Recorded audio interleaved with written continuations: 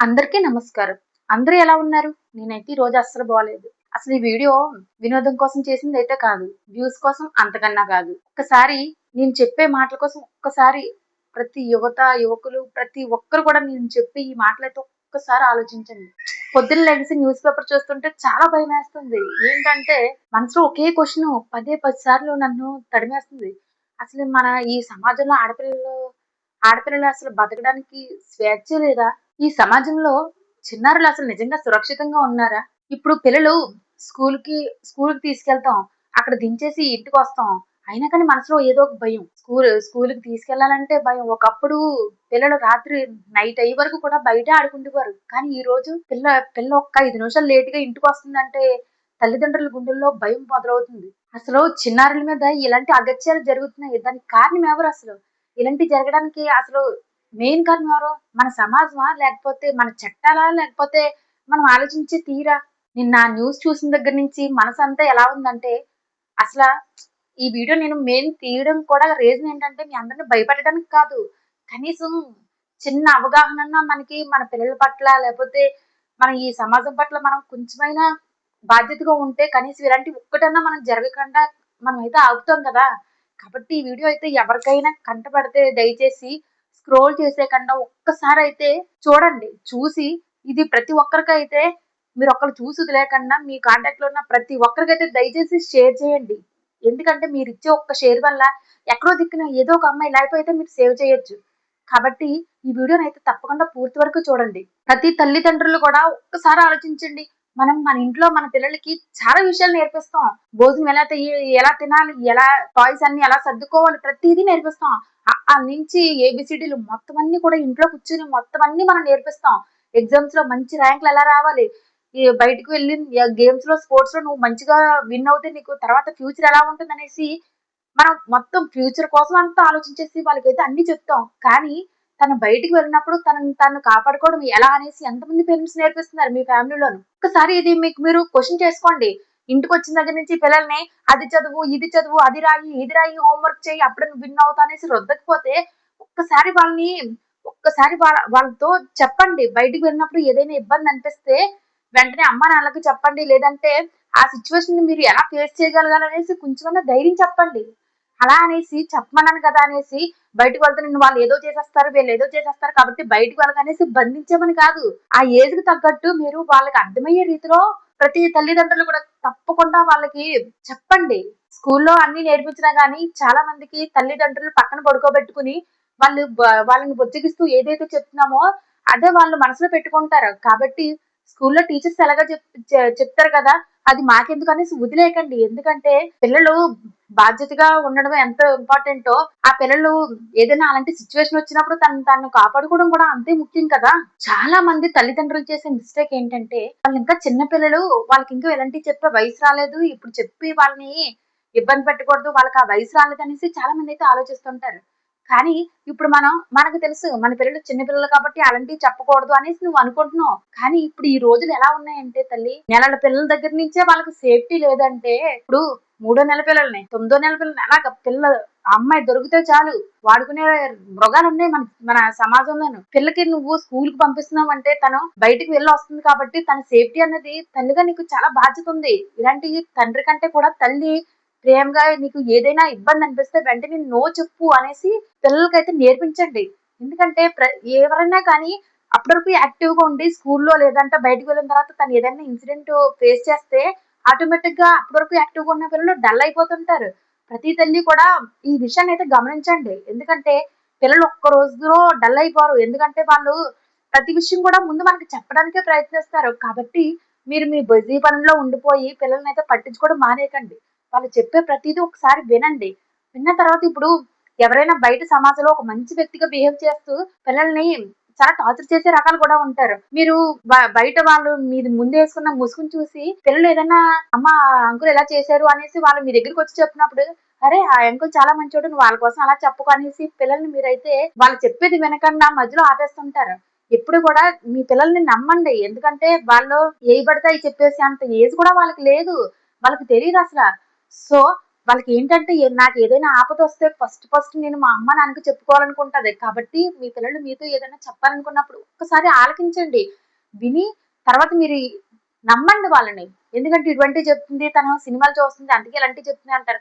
ఇది కూడా ఒక రకంగా మన మీద చాలా ప్రభావం చూపిస్తుంది. కానీ మీ పిల్లల్ని మాత్రం మీరు నమ్మకపోతే ఇంకెవరు నమ్ముతారు? బంధువులైనా, చుట్టాలైనా ఎవరైనా వాళ్ళతోటి ఎలాగైనా బిహేవ్ చేస్తే ఫస్ట్ వాళ్ళకి చెప్పండి. గుడ్ టచ్ అంటే ఏంటి? బ్యాడ్ టచ్ అంటే ఏంటి? వాళ్ళు ఎక్కడ టచ్ చేస్తే మీరు వెంటనే నో అని చెప్పాలి. ఇవన్నీ మనం పిల్లలకి చిన్నప్పటి నుంచే నేర్పించాలి.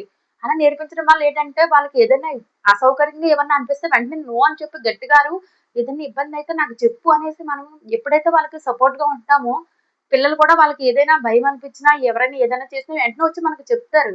ఏది కూడా ఒక్క రోజుతో అయితే అయిపోదు. కాబట్టి ఒక్కసారి ఆలోచించండి.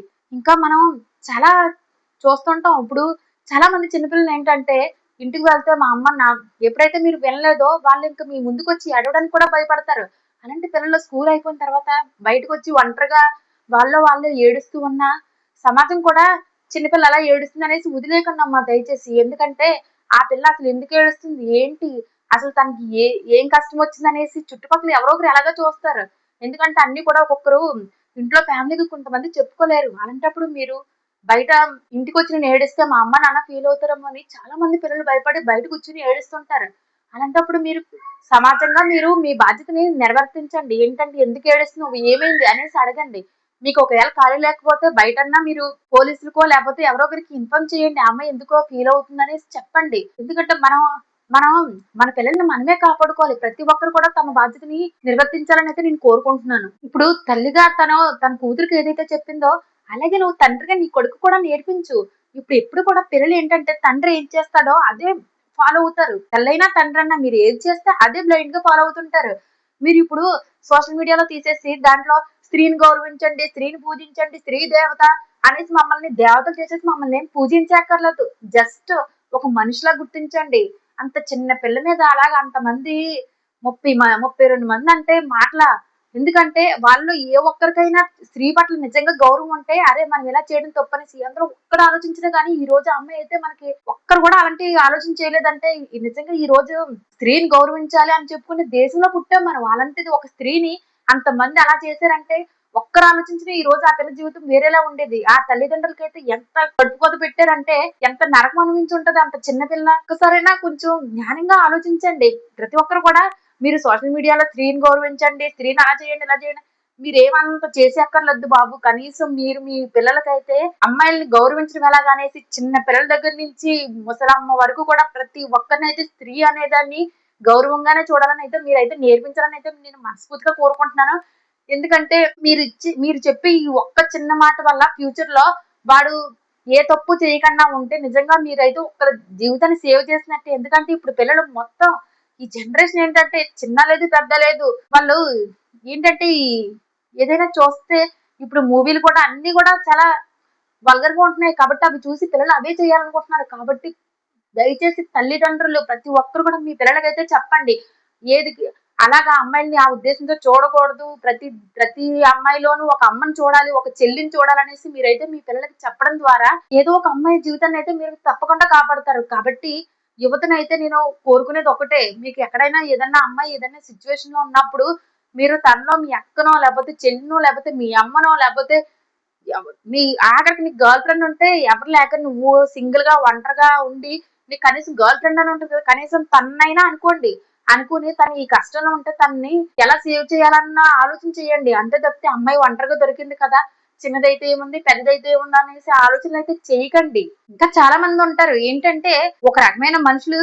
వాళ్ళు ఏం చేస్తారంటే ఇప్పుడు ఎవరన్నా ఒక అమ్మాయి ఇప్పుడు తనకి ఎలా జరిగింది అనేసి ఎవరన్నా చెప్పారంటే వెంటనే దాన్ని మళ్ళీ రివర్స్ లో మాట్లాడే మనుషులు ఉన్నారు ఇప్పుడు మన సమాజంలో. ఏదంటే ఇప్పుడు ఆ అమ్మాయికి అలా జరిగిందని చెప్పుకుంటే చాలా మంది అడిగే క్వశ్చన్ ఒకటే, అసలు ఆ అమ్మాయి ఆ టైంకి అక్కడికి ఎందుకు వెళ్ళింది, అక్కడ ఏం చేస్తుంది, అసలు తనకి వాళ్ళతో పని ఏంటి, ఎవరు లేని టైంలో తను బయటకు వెళ్ళడం వల్ల తనకి అలా అయిందనేసి ఎవరైతే ఈ బాధితురాలు ఉందో తను ఇంకా బాధిస్తుంటారు. కానీ అది ఎంతవరకు కరెక్ట్? ఎందుకంటే నువ్వు నిజంగా ప్రశ్నించాలనుకుంటే నువ్వు నిజంగా నీలో మానవత్వం అంటే ప్రశ్నించాల్సింది ఎవరిని?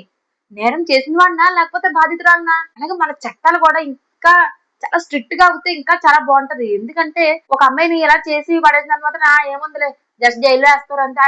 కానీ ఈ ఈ ఈ లోపల నేనైతే ఈ సుఖం అయితే అనుభవించేసాను కదా అనుకుంటారు. కానీ అందుకే ఈ చట్టాలు కూడా దయచేసి ఇలాంటి తప్పులు చేసే వాళ్ళని చాలా కఠినంగా శిక్షించాలని అయితే నేను కోరుకుంటున్నాను. ప్రతి తల్లిదండ్రులు కూడా ఒక్కసారి ఆలోచించండి. మనం అసలు మన పిల్లలకి ఏ ప్రపంచాన్ని వదిలి వెళ్తున్నాం? డబ్బు సంపాదించడం అనేది ముఖ్యమే. మంచి మంచి చదువులు కూడా ముఖ్యమే. పెద్ద ఇల్లు, పెద్ద బంగ్లా, ఇంటి ముందు కారు ఇవన్నీ సంపాదించడం కూడా ఎంత ముఖ్యమే. ఎంత ముఖ్యమో ఎలాగో చెప్తున్నారు. అవన్నీ కూడా మనకి జీవితంలో అవసరమే కాదనట్లేదు. కానీ ఇవన్నీ ఉన్న ఒక అమ్మాయి భయం లేకుండా బయటకు వెళ్ళలేని పరిస్థితిని మనం మన సమాజానికి ఇస్తుంటే ఇవన్నీ ఉన్నా కూడా అనవసరమే కదా! ఎందుకంటే ఒక అమ్మాయి సింగిల్‌గా ఎప్పుడైతే తను భయం లేకుండా ఈ సమాజం నన్నేమి చేయదు. వీళ్ళందరూ నాకు నా ఫ్యామిలీ అనేసి తను ధైర్యంగా వెళ్ళినప్పుడే కదా మన సమాజం అనేది మనం మనం మన సమాజానికి ఇచ్చే ఒక మంచిది. కాబట్టి ప్రతి ఒక్కరు కూడా ఈ ఒక్క విషయాన్ని అయితే ఒకసారి ఆలోచించండి. ప్రతి ఒక్కరు కూడా ఏమంటారు చట్టం సరిగ్గా లేదు. ఆ చట్టాలనేవి సరిగ్గా లేకంటే ఓన్లీ పోలీసులు బాధ్యత తీసుకుంటే సరిపోతుందా? ఎందుకంటే ప్రతి నేరం జరిగే దగ్గర పోలీసులు అయితే కంపల్సరీ ఉండరు కదా! జరిగిన తర్వాత వాళ్ళకి తెలిస్తే వస్తారు. కానీ ముందే మనకంటూ సమాజం పట్ల మనకి కూడా కొంచెమైనా కొంచెం బాధ్యత ఉండాలి కదా!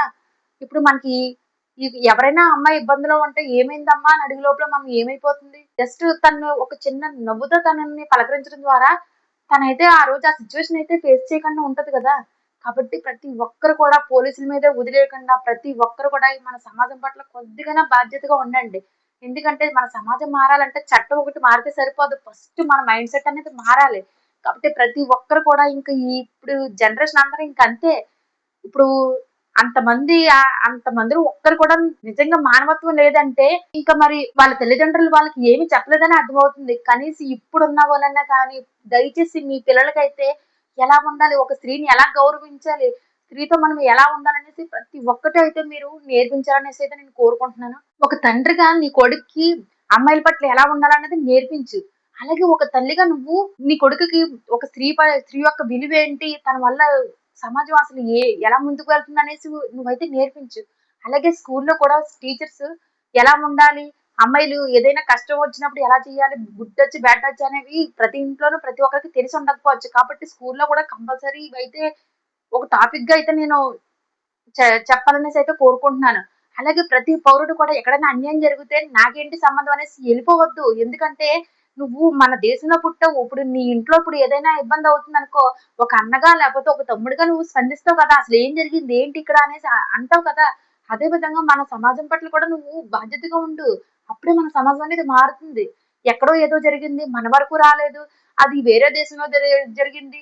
లేదంటే వేరే ఊర్లో జరిగింది. మన వరకు రాలేదు. మనం చాలా సేఫ్ అనేసైతే అనుకోవద్దు. ఎప్పుడు ఎక్కడ ఏం జరుగుతుందనేది ఎవ్వరికీ తెలీదు. కాబట్టి మన దగ్గరకొచ్చినప్పుడు చూద్దాంలే అనేసైతే మీరు మీ పిల్లల్ని నెగ్లెక్ట్ చేయొద్దు. ప్రతి ఒక్కరు కూడా అబ్బాయి అయితే అమ్మాయిని ఎలా గౌరవించాలో నేర్పించండి. అమ్మాయి అయితే తను ఎలా కాపాడుకోవాలన్నది నేర్పించండి. ఏదోటి బోలెడు డబ్బులు తగలేసేసి సినిమాలకి, షికార్లకి అన్నిట్లికి తిరుగుతుంటారు కదా! అమ్మాయిలకి ఏదోటి యూజ్ అయ్యే స్కిల్స్ ఏమన్నా నేర్పించండి. కరాటే అనో, కుంఫు అనో లేదంటే తనని తను బిల్డ్ చేసుకోవడానికి తనకి ఏదో ఒకటైతే నేర్పించండి. పొద్దున్న లెగిసి యోగా, ఎక్సర్‌సైజ్ ఇలాంటియన్నీ చేయడం ద్వారా తన బాడీతో పాటు మెంటల్‌గా కూడా తను చాలా హెల్తీగా ఎప్పుడైతే ఉంటుందో ఆటోమేటిక్‌గా తను ఆ సిట్యుయేషన్ ఎలా ఎదుర్కోవాలన్నది తనకి మీరు చిన్నప్పటి నుంచే నేర్పుతూ ఉంటే తను కూడా ఇలాంటి సిట్యుయేషన్ వచ్చినప్పుడు ఎలాంటి భయం లేకుండా తను దాన్ని ఫేస్ చేయగలుగుతుంటది. ఒక చిన్నారి నవ్వు ఒక కుటుంబానికి అదే ప్రపంచం. బట్టి ఒక ఫ్యామిలీ ఆ నవ్వునే తన ప్రపంచం అనుకున్నప్పుడు, ఇప్పుడు ఒక తల్లిదండ్రుల బాధ్యత కేవలం ఒక చిన్న పిల్ల బాధ్యత కేవలం తల్లిదండ్రులది మాత్రమే కాదు. మన సమాజానిది. ఎందుకంటే చిన్న పిల్లలు ఇప్పుడేంటంటే ఆడుకుంటూ స్పీడ్ పరిగెడుతుంటారు. అరే! పడిపోతావురా అని అంటే వెంటనే ఆగుతారు. కాబట్టి ఎవరు చెప్పినా వినే మనస్తత్వాలవి. కాబట్టి చిన్న పిల్లలనైతే మీరు దయచేసి వాళ్ళని చూసి అలాంటి ఆలోచనలైతే చెయ్యొద్దు. ఒక మనిషిగా ఆలోచించండి. ఆ టైంలో మీరు కొంచెం వివేకంతో ఒక 5 నిమిషాలు మీరు ఆలోచిస్తే నువ్వు చేసేది కరెక్టా? రాంగా అనేది ప్రతి ఒక్కరికి అర్థమవుతుంది. కాబట్టి నేనైతే ఈ వీడియో ఎవరిని భయపెట్టాలనైతే నేను చేయలేదు. కానీ నేనిప్పుడు చెప్పే మాటలు ప్రతి ఫ్యామిలీ ఇప్పుడు ఎవరెవరైతే చూసారో ప్రతి ఒక్కరు కూడా వాళ్ళ ఫ్యామిలీలో ఎవరో ఒకరికి తల్లి ఆడపిల్ల లేని ఇల్లనేది లేదు. కాబట్టి ప్రతి ఒక్కరికి అయితే జస్ట్ మీరు నా వీడియోని మీరు షేర్ చేయకపోయినా పర్లేదు. కనీసం ఈ మాటలు ఒకసారి మాట్లాడండి. ఎవరైనా అమ్మాయికి ఇబ్బందిగా ఎప్పుడు నవ్వుతూ ఉండే అమ్మాయి సడెన్‌గా నవ్వకుండా నెర్వస్‌గా ఉంటుంటే వెంటనే తల్లిదండ్రులు గమనించండి. తనకి ఏమైందన్నది కనుక్కోండి. బ్యాడ్ టచ్ గురించి, గుడ్ టచ్ గురించి కంపల్సరీ చెప్పండి. వాళ్ళకి ఎవరైనా మీ బంధువుల్లో ఎవరైనా ఇబ్బంది పడుతుంటే ఆఖరికి తండ్రైనా గాని తనకి చెప్పాలని చెప్పండి. ఎందుకంటే ఈ రోజుల్లో ఎవ్వరిని నమ్మడానికి లేదు. అలా అయిపోయింది మన సమాజం. కాబట్టి పిల్లలు ఏది చెప్పినా దాన్నైతే మీరు ఖచ్చితంగా నమ్మాలి. వాళ్ళు మీ దగ్గరి బంధువులు అలాగనేసి తను అలా చేయడనేసి మీరైతే అలా చెప్పి తననైతే మానసికంగా హింసించొద్దు. ఎందుకంటే పిల్లలు తల్లిదండ్రులకు కాకపోతే ఇంకెవరికి షేర్ చేసుకుంటారు? కాబట్టి మీకేదైనా షేర్ చేసినప్పుడు మీరైతే నమ్మి ఏం కాదు నేను నీకు తోడున్నాననేసి వాళ్ళకొక భరోసా ఇవ్వండి. ఎందుకంటే మీకు అవతల వారికంటే నీకు నీ పిల్ల బాధ్యతగా ఉండి నీ పిల్ల నీ ముందు ఆరోగ్యంగా తిరగడమే కదా ఒక తల్లిగా నీకు కావాల్సింది. తను చెప్పింది నువ్వు వదిలేసి అవతల వారి మీద నమ్మకం ఉంచి నీ పిల్లల్ని నువ్వు తప్పు ఎంతవరకు కరెక్ట్? కాబట్టి మీ పిల్లలు ఏదన్నా చెప్తే దాన్ని దయచేసి నమ్మండి. ఈ వీడియోలో నేను చెప్పిన మాటలేంటంటే దీనివల్ల కనీసం ఒక్క అమ్మాయన్నా సేవ్ అవుద్ది చాలు అన్న ఉద్దేశంతో అయితే నేను చేయడం జరిగింది. కనీసం ఈ మాటల్లో మీరు ఇచ్చే లైక్ వల్ల ఏంటంటే ఎక్కువ మందికి రీచ్ అవ్వడం ద్వారా కనీసం ఏదో ఒక ఫ్యామిలీనన్నా కాపాడిన వాళ్ళు అవుతారు. కాబట్టి కంపల్సరీ లైక్ చేయండి. అలాగే ఈ సమాచారం ఇప్పుడు నేను చెప్పిన అంశం ఏదైతే ఉందో అది వాళ్ళకి అమ్మాయిలుండి వాళ్ళకి యూజ్ అవుతుంది అనుకుంటే కంపల్సరీ షేర్ చేయండి. అలాగే ఇప్పుడు మళ్ళీ ఈ వీడియో మీకు మళ్ళీ కనిపించాలంటే కంపల్సరీ సేవ్ చేసుకోండి. లేదంటే సబ్స్క్రైబ్ చేసినా పర్లేదు. నేనైతే చేయండి అనేసి అయితే ఈ వీడియో ద్వారా నేను అడగదలుచుకోలేదు.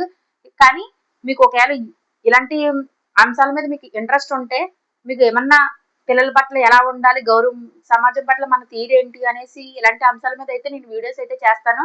కాబట్టి మీలో ఎవరికన్నా ఇంట్రెస్ట్ ఉంటే సబ్స్క్రైబ్ అయితే చేసుకోండి. Thank you all.